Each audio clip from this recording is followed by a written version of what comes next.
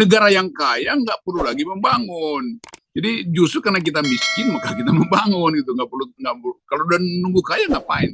Dan yang paling penting adalah soal misalnya gitu ya bisa bayar, tapi bayar itu kan ada perhitungannya tuh rasio hutang terhadap pendapatan per kapita, berapa banyak utang yang mesti kita distribusikan pada rakyat kita tuh, dan di 5 tahun ke depan beban itu bisa diatasi dengan cara apa itu.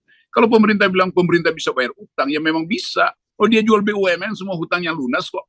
Tetapi BUMN itu kan bukan untuk bayar hutang tuh, jual BUMN tuh.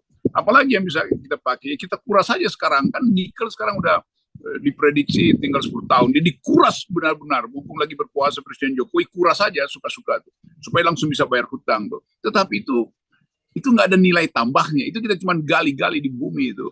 Kita jualan minyak, jualan batu bara, jualan apa lagi, sawit, itu kan hasil yang kita ambil dari alam kan.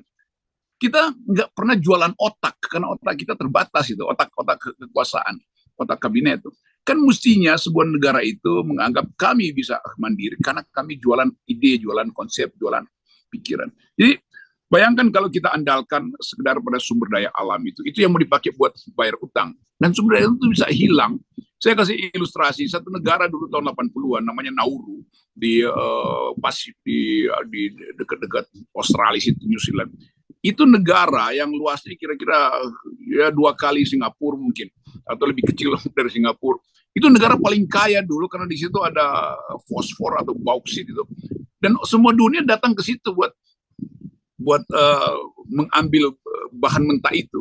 Yang kaya adalah para konglomerat Nauru, dan negara terkaya kalau mobil di Nauru itu dipakai 2 minggu dia buang aja, kalau ada mobil baru dia beli lagi. Sekarang negara itu mau dievakuasi karena tambangnya udah habis dan jadi negara termiskin di dunia tuh, dan belum bisa bayar hutang itu. Jadi kalau kita lihat kontras-kontras itu, keterangan Sri Mulyani itu semacam keterangan orang yang kayak nggak belajar sejarah ekonomi itu. Tentu saya percaya nama Sri Mulyani dijual ke semua penghutang luar negeri itu pasti dipercaya karena reputasi internasional Ibu Sri Mulyani. Tetapi kalau para investor ini tahu modal kita nggak akan balik karena korupsi ada di Indonesia, markup ada di situ, kong kali kong hukum ada di situ. Negara ini tidak bersih secara hukum, maka investor malas untuk nanam modal di kita tuh. Nah kalau kita bersih secara hukum, ya Pak Jokowi kasih sinyal sedikit, tak, maka Sri Mulyani langsung beroperasi luar negeri, masuk investor semua. Sekarang nggak ada yang masuk, bagaimana? Oleh karena itu berhutang. Kan logikanya begitu. Kalau investor masuk, ya kita aman-aman aja tuh.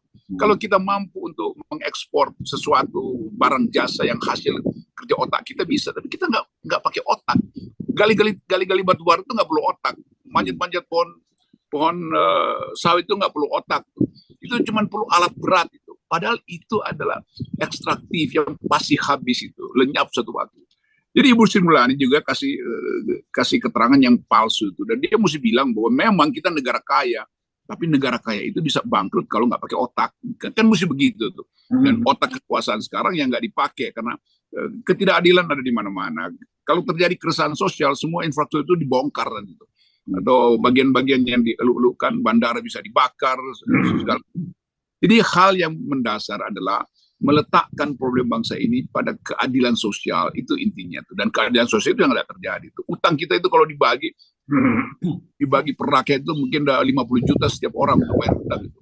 Ya, apalagi kalau sampai 70 tahun ke depan. Tapi kalau utang itu dibayar oleh konglomerat itu mungkin cuma 3 konglomerat selesai utang kita. Tetapi disparitas tetap berlangsung. Saya kira itu